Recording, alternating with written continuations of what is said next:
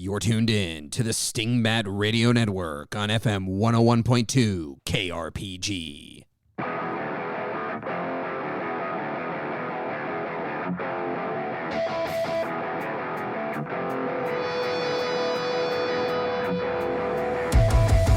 Welcome to Dungeon Master Diaries, a podcast about Shrouded Ark and other role-playing games where two GMs talk about their recent experiences at the table and hopefully give you something useful that you can take to yours. On the show today, we discuss listeners' questions.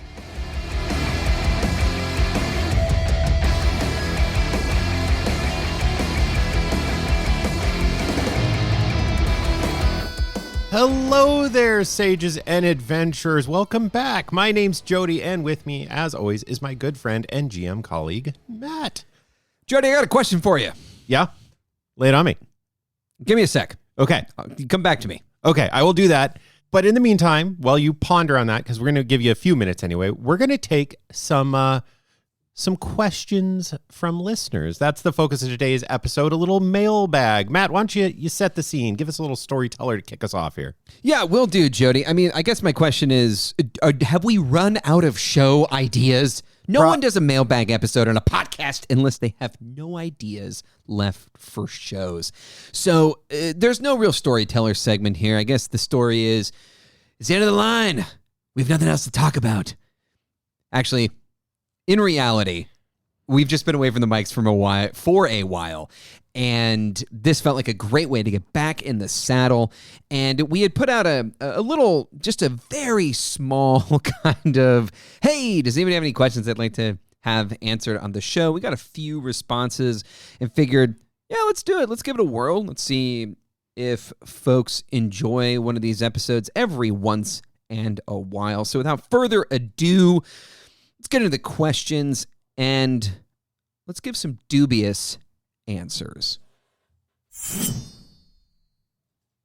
All right. Let's gather around the fire for those questions and what Matt and I can best gather together as qualified answers. All right. Yeah, Jody, let's hop in. This first question from Captain Moonlight on the Discord says, I see that y'all use maps and a grid. Do you count out exact spaces? Do you use cover? And the question goes on to ask us about miniatures, one to representation of the world. But in general, Jody, this listener is asking us about how we use maps, the grid, miniatures. So why don't you start us off? And I think both of us are actually kind of on the same page here, but let's start by talking about maps and the grid and distances, etc. How are we doing that these days? So I started at, as the question asks, a one-to-one representation with 5e and other games. And I mean, I have probably, I can say this, more experience with tabletop wargaming than I do with role-playing games in my 30, 40 years of doing this stuff. A lot of time spent pushing little miniatures around a map. So my first inclination is actually to really be rigid about it. And like, this guy can move 6 inches and that guy can move 7 inches and that 1 inch is going to make all the difference in the world. And game of millimeters. That's right. However, I don't any longer push towards one-to-one representation. I love miniatures and painting miniatures, and that is my forever hobby. That, you know, wargaming, tabletop wargaming will ebb and flow for me. Role-playing will ebb and flow for me. Those are seasons, and I will come in and out of them, and they will be great, and I will love enjoying the myriad differences therein. Miniatures will always be part of that, and gaming. But with all of that said, I love the way actually Captain Moonlight's question ends, because he says, or when a character moves near, do you just say, yeah, that's about far enough, even though it's 7 squares and not exactly 6? Yes, I am there for the most part. Does it seem reasonable you could get there? Is that person near you? Are they within the room? But we both, I think, were to kick this back, we've also both started pushing towards, well, is it iffy? And what do you do when it's iffy? Is that near? Is that kind of pushing it? And you know, we talked about this actually on a past episode a little bit, but for me, it is get the vibes across. If it's a library, drop down a couple little bookcases and the models are in the room and that's good enough and it gets the vibe across, and then encourage players' imaginations to fill in the rest.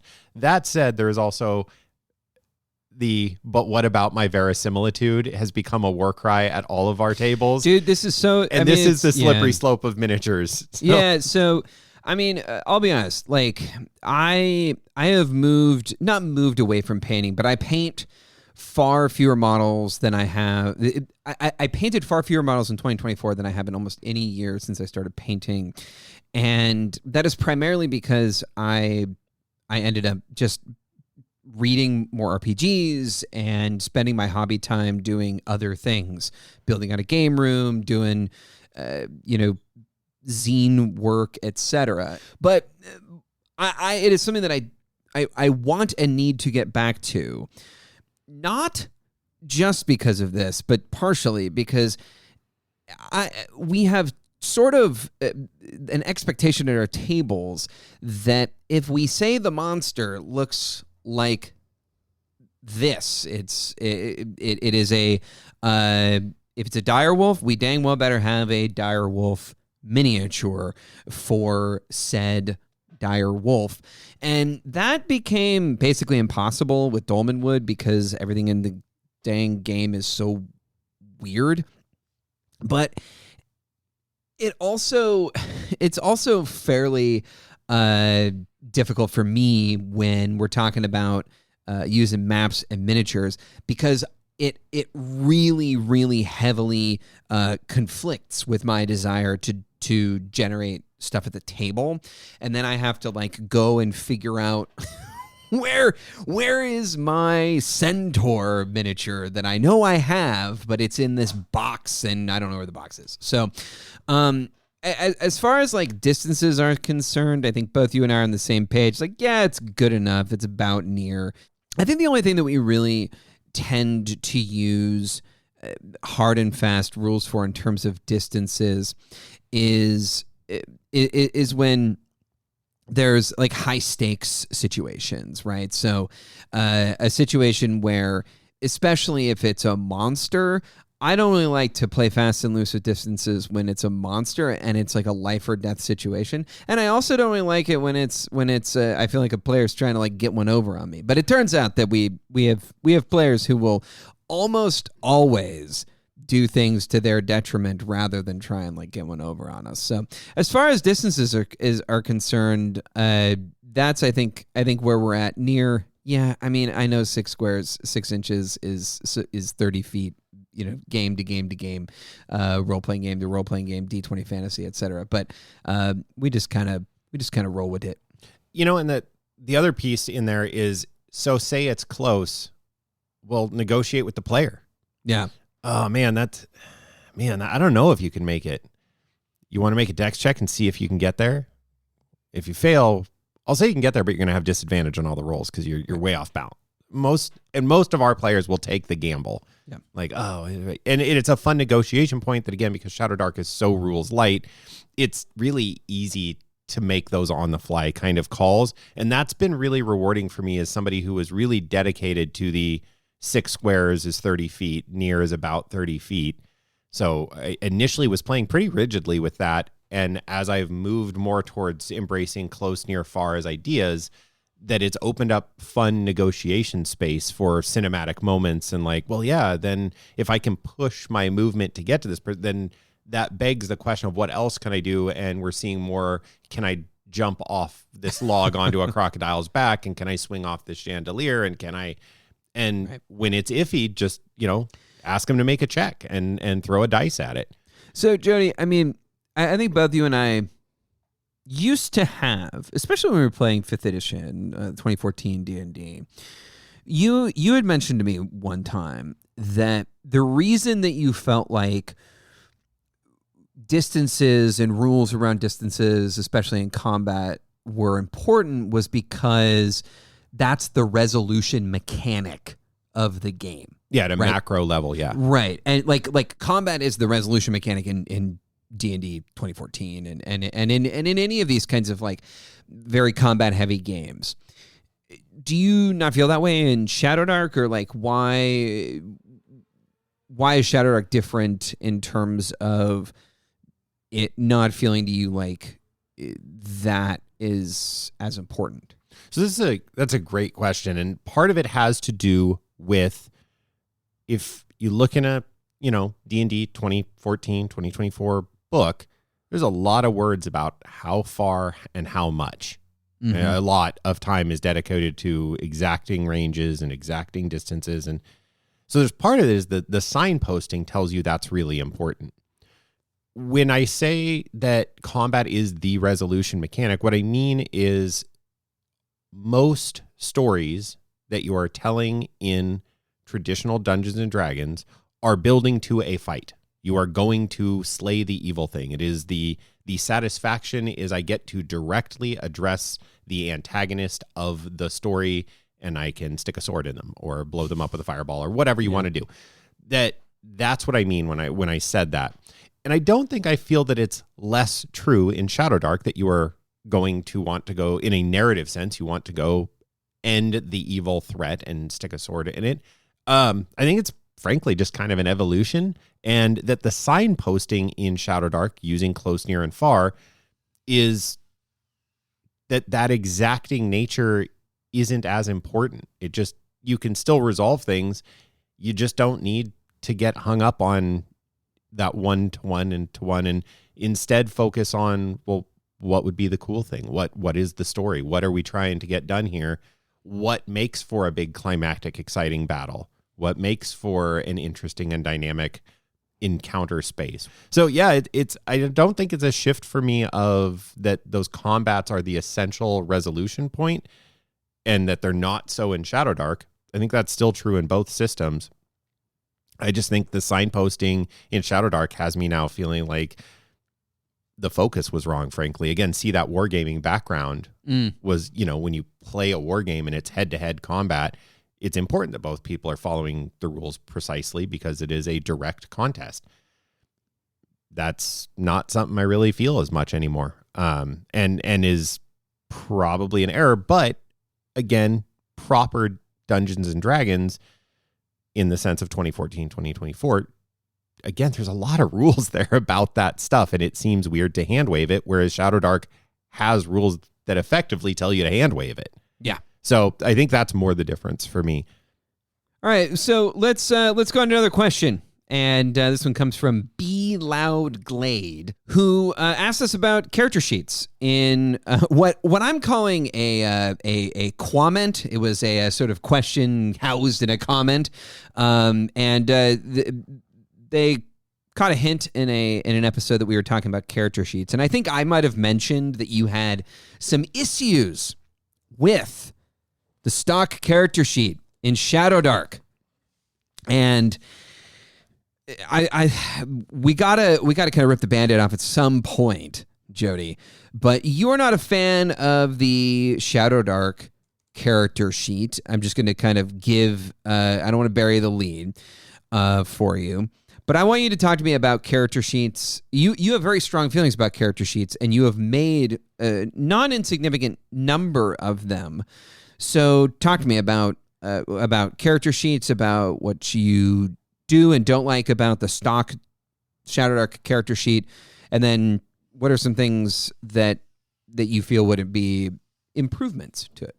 Yeah, I don't, man. I don't want to dunk. Somebody spent time and energy making this sheet, and it is a totally acceptable sheet. The stock Shadowdark sheet works fine. It has boxes for things to be put in it. Here is my gripe. With disclaimer of I am not a professional at this. I just have opinions. So my number one gripe is Shadowdark as a game places a really high value on your gear and your use of slots and what gear and items you are carrying. The stock character sheet, which was designed to fit on a half page of paper, which I think is great, has very little space. Less than a quarter of that sheet is dedicated to gear. And it's 20 separate light items that are frankly far too small to do anything other than in the most minimal way list the name of an item. If that is a centrally important part of a game, And it's where I'm frankly going to take an awful lot of notes if I find the key of such and such or the magic mithril helm of Skernefskadobloink, and I need to know that's who the helm belonged to. I need space to write that down. And there is functionally a space. How functional is that space? Not varied. So that's my number one. Number two, the box for talents and spells. That's a lot of things you need to write down in that space. A spell description, though very short by comparison maybe to other game systems, is still quite a few words. There's no lines in there, so you are left just freestyling a list, or you must have your rulebook at hand and you list the name of the spell and a page number next to it. But without any structure to the talent and spell box, it's that's asking a lot of somebody's handwriting. The lower left of the Shadow Dark stock sheet says attacks. What goes in there? What do I write down for attacks? What kind of attacks do I have? Do I write the name of weapons in there? If I write the name of the weapons in there, then do I need to write them down in the gear slots as well? There's a box that says, there's a strength / all the stats are the usual blank/blank. That's pretty standard. I like that those are on the left. I like how those are grouped. And then there's a column down the middle of your necessary stuff, but it also calls out in equal weight your title, alignment, and background and deity are all given equal weight on the sheet. Those things are not of equal weight within the game. They are not of equal value or weight within the game.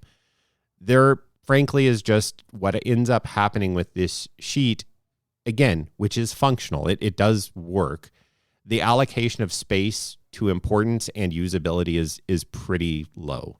So the sheets I've built are full page sheets. I've built a handful of them. I can't necessarily publish them because I have, for personal and private use, I have other people's art has been clipped to drop into the sheets. I have a cheeky one that I redesigned the 5e character sheet, and it now says I like that one a lot. And I can, again, I can't really publish these in any way that would create conflict there because they are, riffs on people's, creative work. But that's my gripes is where things are located, how accessible are they, how much space for writing. Those are the things that concern me. And to kick it back to you, Matt, my preference is also, I like design elements such as kind of artistic scrollings and little doodles and little skulls and things, embellishments, if you will. I like those. You don't care for those actually on a sheet. And I think your reason for it is really sound. So I've actually tried to design sheets that also take all that stuff away, which is like very difficult for me. There's a piece of this that was also teacher me. Yeah, well, that's part of the core of it. So to put this in the parlance of education, a character sheet is just a graphic organizer, right? Like that is all it is. It is, and one of the things about good character sheets is it, and I actually think that very few RPG character sheets are quote unquote good at representing information in a way that is useful for all of the various parts of the game. Mm-hmm. So the Shadowdark character sheet is very good at efficient use of space and aesthetics, and at ensuring that there's space for everything that you might need, right? Like maybe too little, maybe too much, but the aesthetics of the Shadowdark character sheet, great. It is not, in my experience as a player, useful in an ongoing game. It is it is just not super useful for that. I think character sheets oftentimes, much like rule sets, are sometimes fall victim to not knowing what they are for. Is this character sheet designed for onboarding? Is this character sheet designed for like legacy players? D&D 5th edition, right? Had a bunch of boxes and a bunch of stuff on it. I mean, a lot of that stuff comes from the legacy of D&D. Like you need some of this stuff because it has inertia from past systems, etc. I will always extol the virtues of the Mothership character sheet. Right, the Mothership character profile. We'll put a link in the show notes. I think this is, bar none, the best character sheet for my purposes. What are my purposes? Number one, onboarding people. Number two, showcasing and highlighting how characters are made. Why not put on your character sheet the steps that you use to make a character? You will never need them again, but on the Mothership character sheet, you will note that they just disappear into the background. You never see them because your eyes, they are arranged and designed in such a way where they just kind of fall away. To me, the Mothership character sheet could be redesigned in a onboarding version, the one that they currently have published, and then just redesign one that doesn't have all the, step 1, step 2, step 3, step 4, step 5 for ongoing kind of players who already know what they're doing. Great. Jody, are there any other character sheets that you like before I start delving into other systems and other character sheets, and a character sheet that I just used that I think is truly awful? A character sheet that I actually like, but is kind of a weird mess, is the Call of Cthulhu character sheet. And this one, yes, is you use everything that's on it, and it is laid out in a way that actually does make sense. And there are lines and spaces for everything you need. My goodness, there's a lot on there. And they have the good sense that the back is relatively free form, so you can kind of just do whatever once you get back there for taking notes or keeping track of things that you're going to need to keep track of. But in terms of your sanity chart, your luck chart, your investigator skills, weapons, why would you bother? Well, depending on which version of Cthulhu you're playing. So I actually do like the Call of Cthulhu sheet. I do like the 5e 2024 edition character sheet because those vestigial, those little asterisk-y, this is here because old editions of D&D speak to me pretty well. So I do enjoy those. That's actually kind of a tough question for me because invariably a process that I enjoy is layout of sheet and design, and I like doing that. And because I have my own opinions and aesthetic choices I make about what I want, I end up just designing my own sheets. It's a thing I do for almost any role-playing game I'm going to play more than a one-shot of. Also want to highlight the point about Shadowdark's sheet as a one-shot sheet, as a you're going to sit down and play. It's why the tear-off pads of half sheets of Shadowdark character sheets and a tear-away pad is a thing. They work well for that. I think the call out that for ongoing play, they fall apart pretty quickly, is valid. And the aesthetic of it is nice for, I do want to give credit where credit's due that you called that out. The heavy black flag titles down the left and right flanks of it gives a visual balance to it that works well. So while functionally I find it frustrating and lacking, it is not, there are worse. What's worse?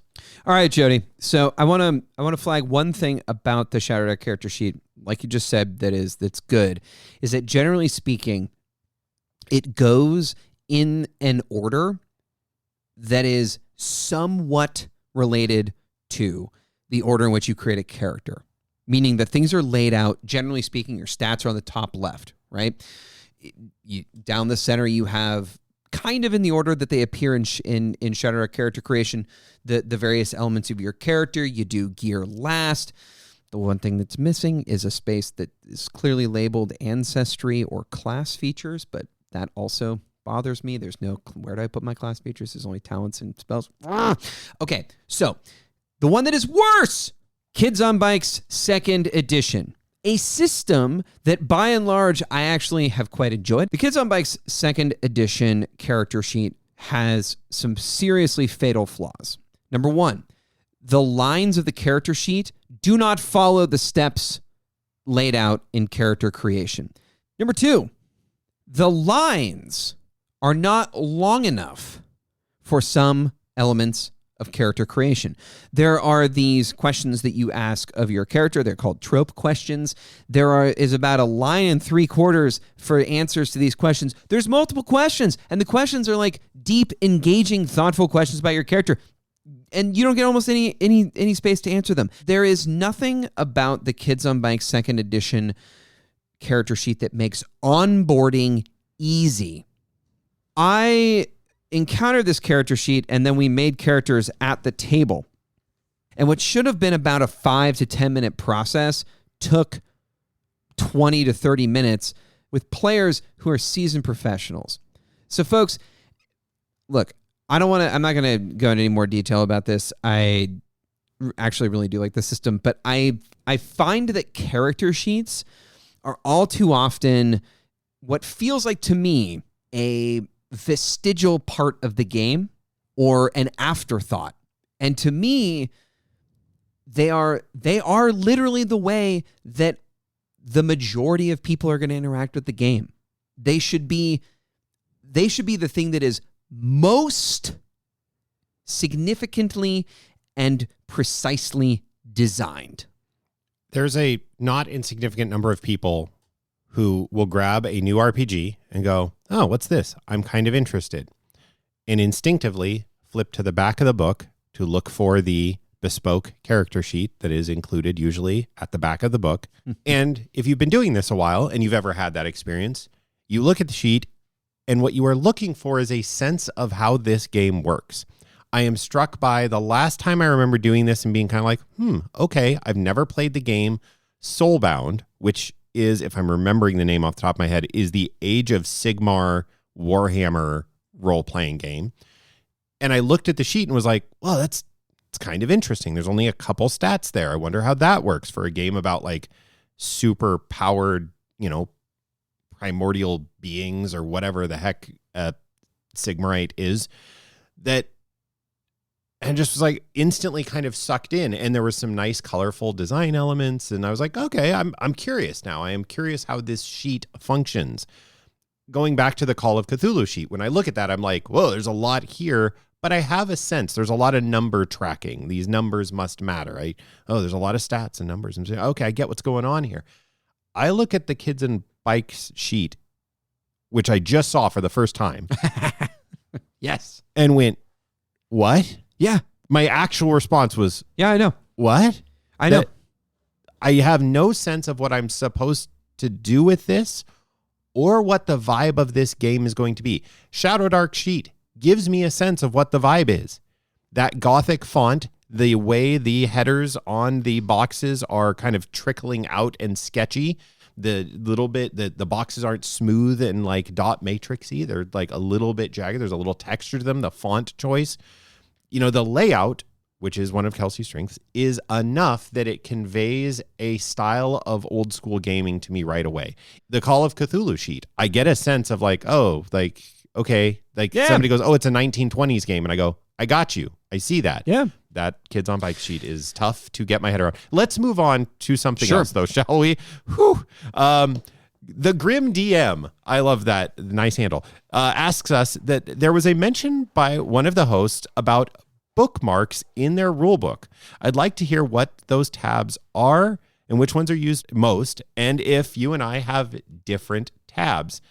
Now, I think I said this, and I don't have tabs in my rulebook. I do not actually have tabs in my rulebook. I will probably be doing that in the future now that I saw this question, because I should, but I can tell you where I go the most often. Yeah, why don't you do that? Why don't you tell us where you go? The monster section. Okay. I go to the monster section. What do I use my Shadow Dark book for? The monster section. And spells. And that one significantly less so. Much less so.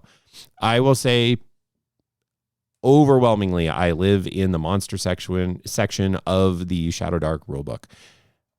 However, my friend, I know you have tabbed some other areas. All right, so here's what I do. I don't use tabs and bookmarks that are static. So like my book is, I don't know how to say this without probably like not offending people, but I know that people find this really. And I don't know. There are people who like to keep their books like new, and I don't understand those people.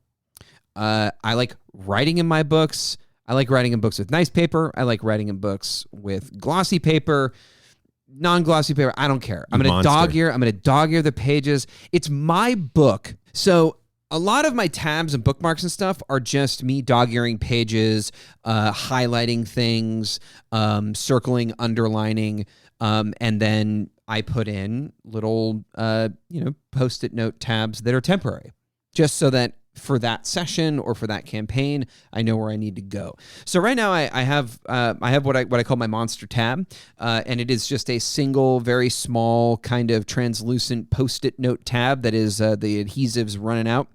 And for no reason at all, Jody, I have arrived on the page with all the giants as I prepare for a level 10 Shadow Dark game this upcoming weekend. I was looking at some giant stat blocks, and I wanted to save my place. Additionally, because actually it's one of our other potential questions here, but I have the ribbon on the carousing pages. There was some conversation about carousing on the Discord earlier today. And it's one of our questions, asked a little something about carousing, and so I wanted to make sure that I had that tabbed. I use the ribbon all the time, and then I just want to plug the greatest bookmark ever created for Shadow Dark, which comes from Michael at Night Noon Games. Specifically, this is Matt Dietrich's quick combat statistics that were printed on a bookmark. I have been using this to bookmark the front inside cover. And the reason that I do that is so that I can get to the bookmark easier, because I need the bookmark more than I need the book sometimes. So that's where I'm at. I completely and utterly, quote unquote, destroy my book with pen and ink and things. And I don't care. All right. Two things. You're a monster. And, not but, and anybody who's been in this for a while, especially if you go back to the OG AD&D books and you find them used in secondhand, they're always just beat to heck. And they're worn down. Now, admittedly, the technology around book production has improved. The quality of components has improved. Books are a little more durable than they used to be, certainly back then. But there is a charm and a wonder to cracking open one of those 1970/80 whatever AD&D books. They have a certain smell. The paper is taken on a patina. You find this one belonged to James Smith, and it's really cool to see that. And they got all their they got all their notes in there. I mean, it's fascinating. So I point out, for those who are recoiling and chiming along with me of you monster, and I don't know, were you ever a comic book kid? No, so I that's where mine comes from. Yeah, very specifically. I just cannot have press a book flat, and it hurts me. Jody, I don't want to take up this conversation and make it about more like philosophical stuff, but you know this about me, and it's probably come out on the show. If I buy a book, it does not belong to the author. It does not belong to the bookstore. It belongs to me. And I am of the belief in almost every way, whether it's a novel or an RPG book or whatever, that if I buy the book, it's my damn book. I don't necessarily want to say like the quote unquote the author is dead kind of thing, but that is how I operate. Right. And I am so infrequently going to go back and use a book to the degree that like writing in it might cost me in the future. I'm not going to resell my Shadow Dark book for some coin later on. I'm not in this for an investment.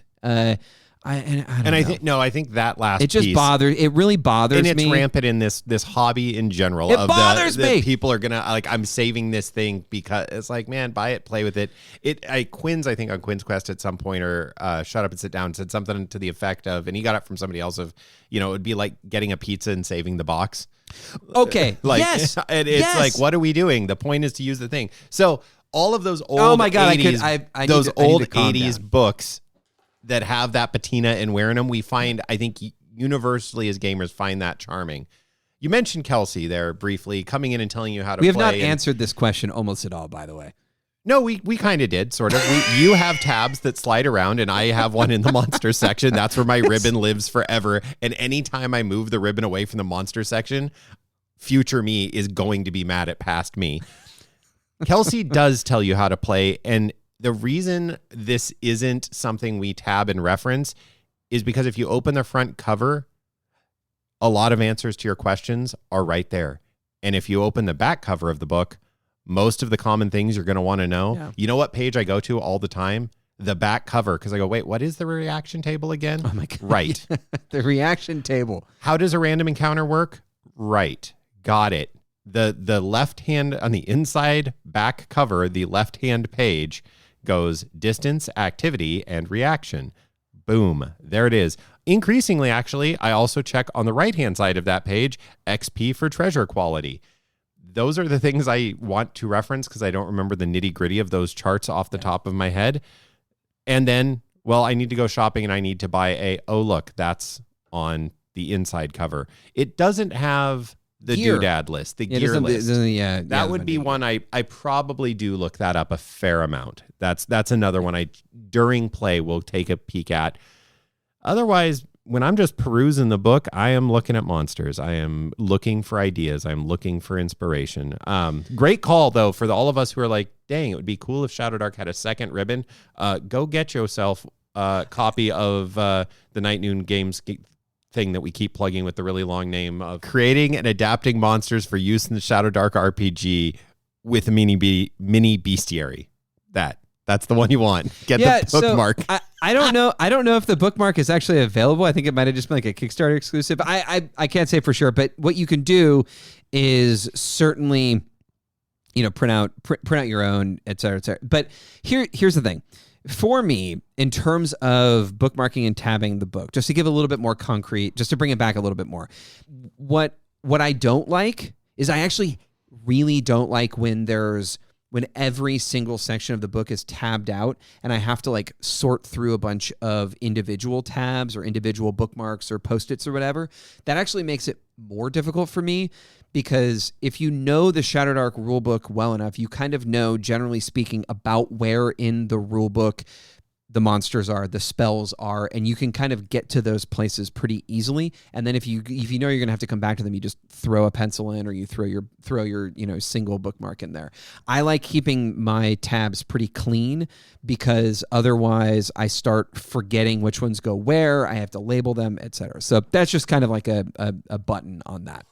I'll do a similar thing if on the fly I'm needing to look something up. I also, for my monsters, while I will reference those while I'm planning, I usually will make a monster cheat sheet as a PDF page. And so I'll have all my stats and special abilities or whatever I need right there on a one sheet. So I have my monster page. So I know in advance what monsters they're likely to run into, and I'll grab those ones.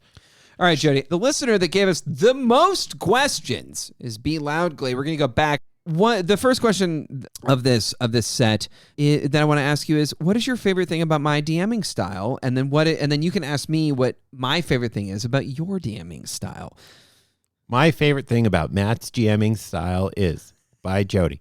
Okay, well, honest, it's two things.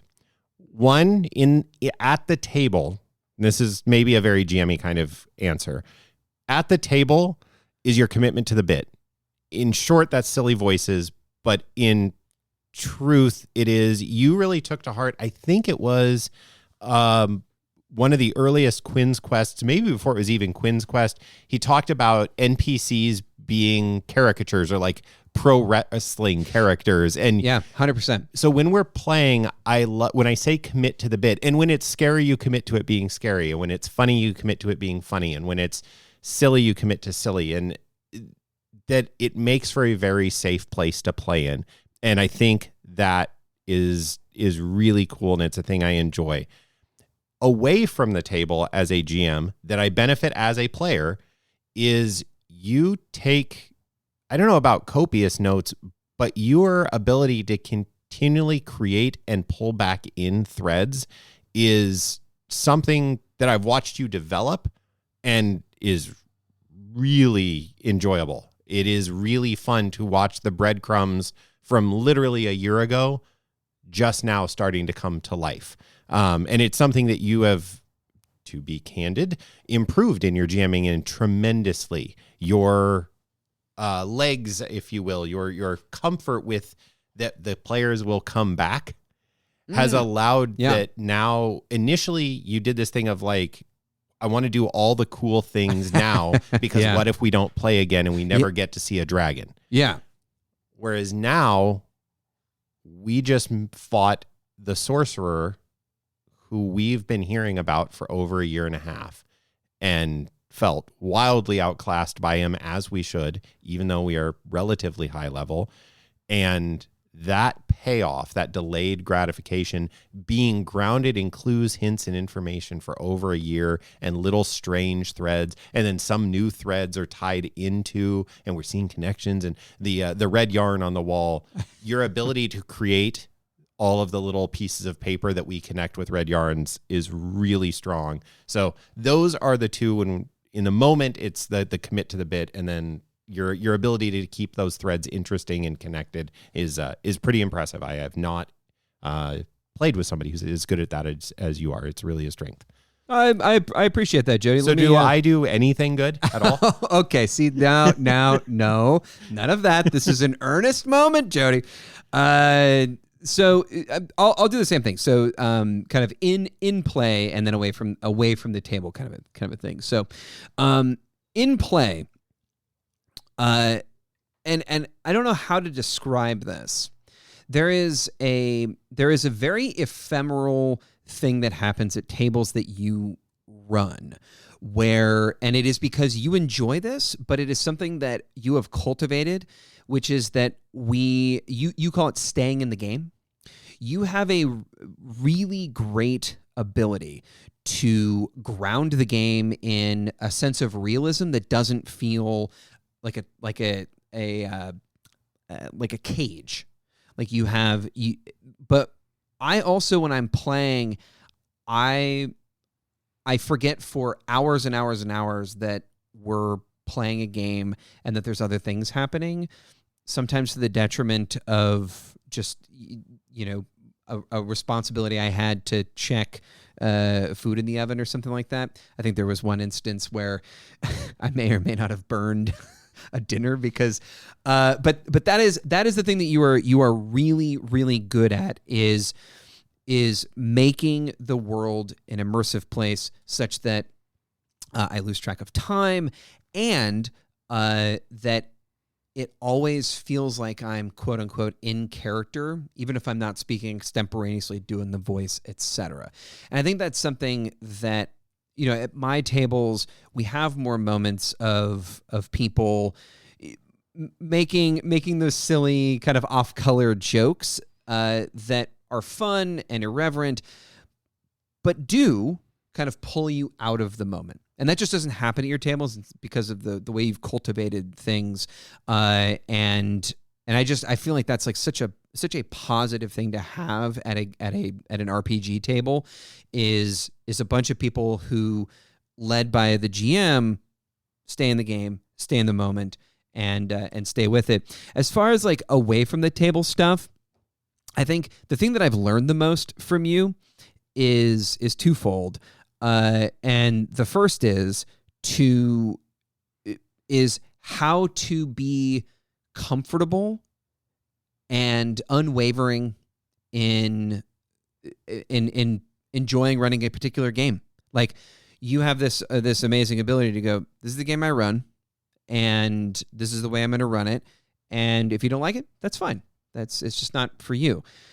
As you said, I had this like tendency when I first really started to GM that I wanted my players to see everything, that I wanted them. I was like, desperately worried that they weren't going to want to come back and play next week. So I tried to like do everything at once and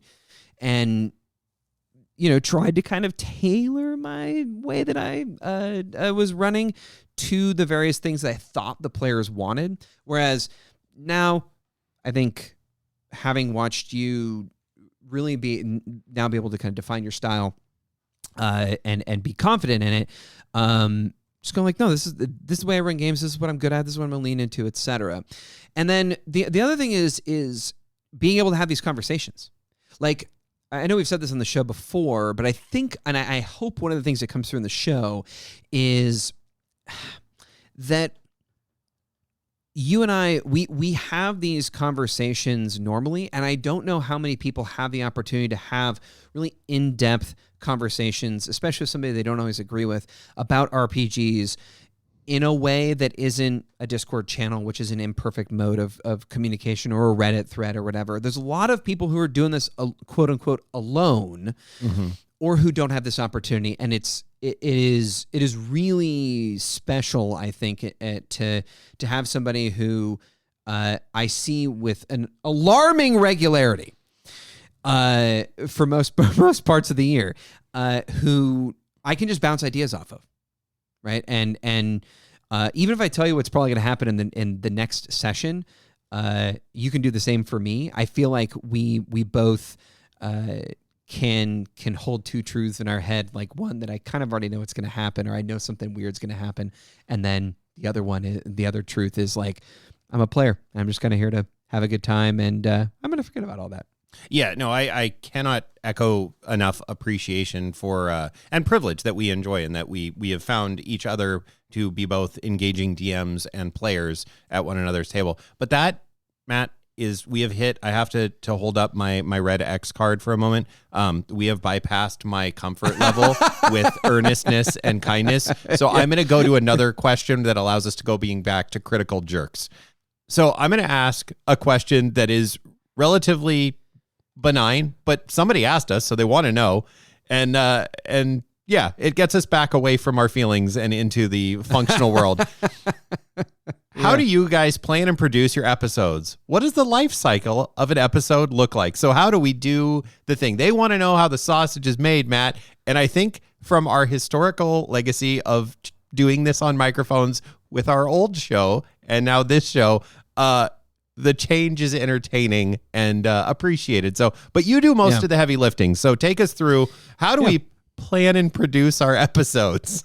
All right, so this is the one time we'll talk about our previous show. We used to do a show called The Crush. It was about this little game called Blitz Bowl. We'll put a link in the show notes if you made it this far and you want to go check it out. There's still one dangling episode we have to do, but anywho, the way that we plan to produce episodes, the first and foremost, we play games. This is the most important thing about the show, is that it is predicated, it has always been predicated on playing games, and specifically playing Shadowdark, but we both feel like there is way too much conversation on the internet by people who either haven't played Shadowdark about Shadowdark, or who haven't played a role-playing game in the last couple of moons, and yet there's so much conversation. People theory craft is rampant. And it's exhausting. And like it can be good, it can be useful, especially for people who don't have groups and want to feel like a part of the community. It's not all bad, but our show is primarily we play games, and then as soon as possible we want to talk about them. And the way that we plan episodes is we come up with ideas, and we go, I think that's a bad idea, or I think that's a good idea. Again, this creative partnership is nice because you can be like, I think that is a crap idea, and I don't think we should do a show about it. And I go, all right, we won't do a show about it. And then I cry myself to sleep at night because you were mean to me. And then we record the show, usually with some semblance of show notes, depending on the episode. Might be longer, might be shorter. And then I edit them. You are credited with the being the producer of the episodes, and I think that's true. I think you do a lot of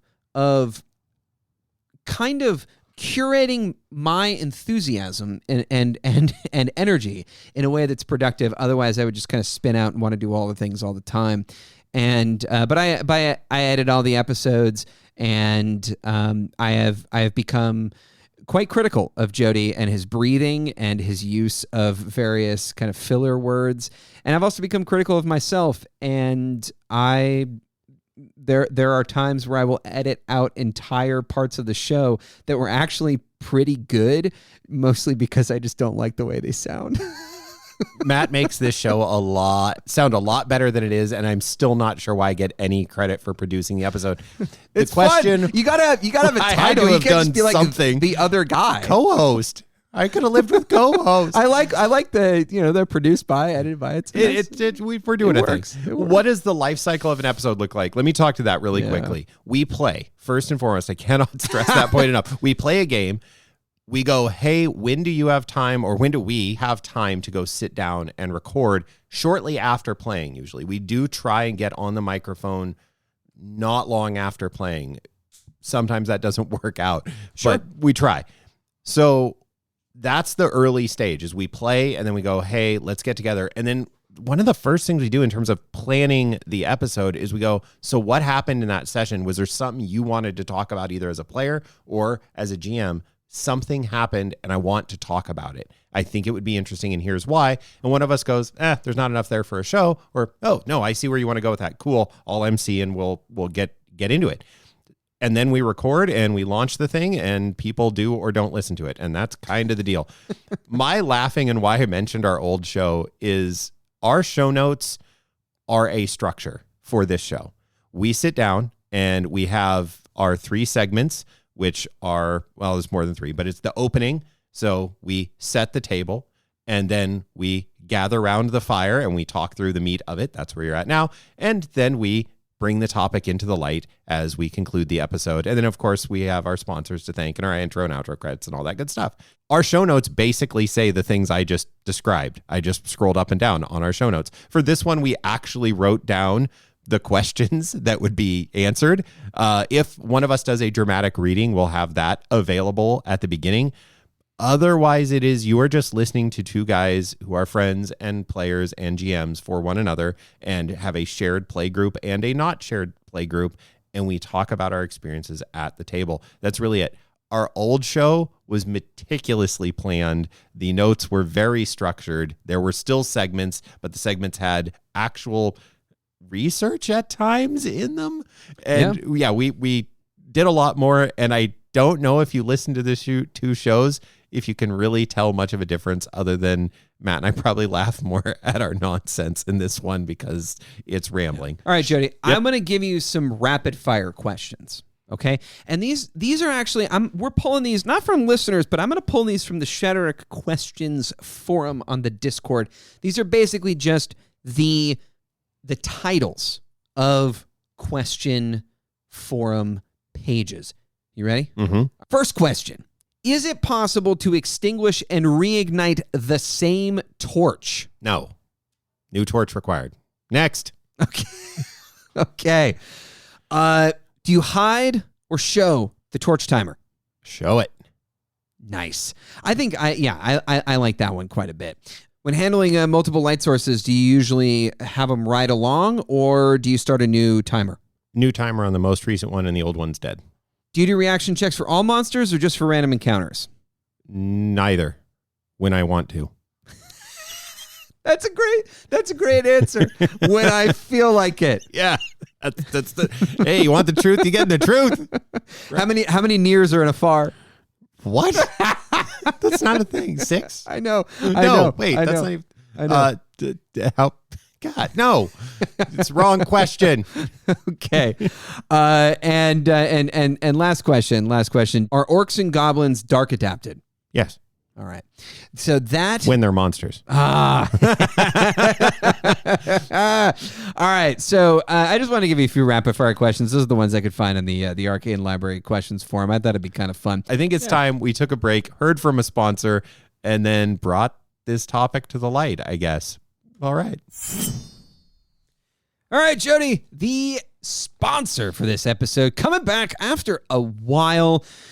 We were going through some negotiations and just some kind of behind the scenes stuff, but we've got them back on the show. This is the Friendly Ghost Mattress Company.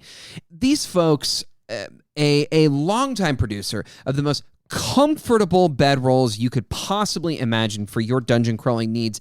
If you've ever had that nagging feeling that you're probably going to need to spend the night in some sort of hellish place, and you found that it's difficult to carry, those big, bulky bedrolls that take up multiple slots. Well, the Friendly Ghost Mattress Company is here to help. With their patented foam foldable mattress, you can unwrap, lay down, and conk out even the dark, dank depths of the dungeon. Now, Jody, you have been using a Friendly Ghost Mattress Company mattress for a while now. First of all, I want to know what kind of level of hardness are we talking about here? Did you go with the stone hardness, the one that you can is barely indistinguishable from the very stone upon which it rests, or did you go for the pillow softer than a ghoul's bosom?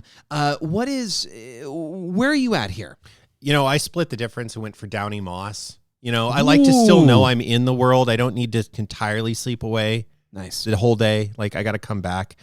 So, yeah, the Downy Moss setting was just right for me. And I do want to take a moment here to break from the ad read and the ad copy.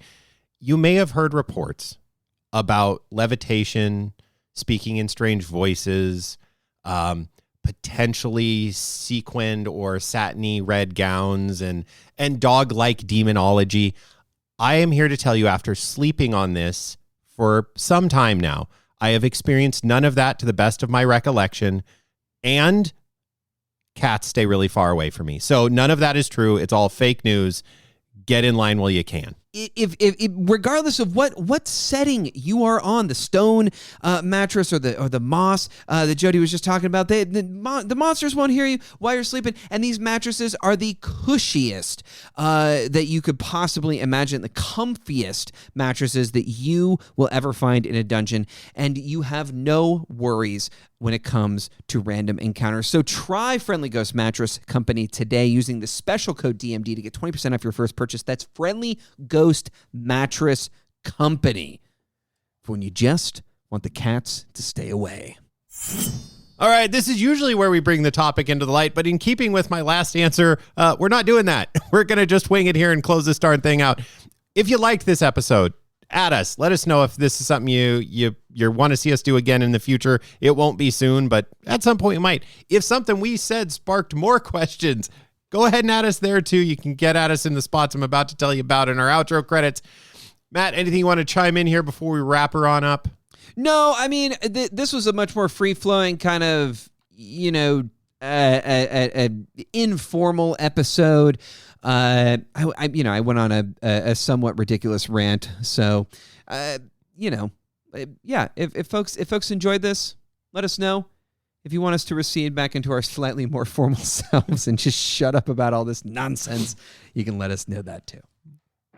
All right, as the torchlight grows dim, we hope you're able to find something useful in this freewheeling episode that you can take into a future game. If you have any questions, like the ones you just heard, or unique experiences from your table, do that one, that you'd like us to discuss in a future episode, you can email us at dmdiariespod@gmail.com. You can also reach out via YouTube or Facebook, or best of all, on the Dungeon Master Diaries thread on the Shadow Dark Discord channel. You can find links to those feeds and any other materials we referenced in this episode's show notes. Until next time, may your taverns be light and your shadows be dark. Dungeon Master Diaries is a production of the Stingbat Radio Network. It is produced by Jody Kropholler and edited by me, Matt Bruner. Our intro and outro music is composed by Christian Schuster, and Dungeon Master Diaries is an independent production and is not affiliated with the Arcane Library, LLC. Shadow Dark RPG is a product of the Arcane Library. Copyright 2023.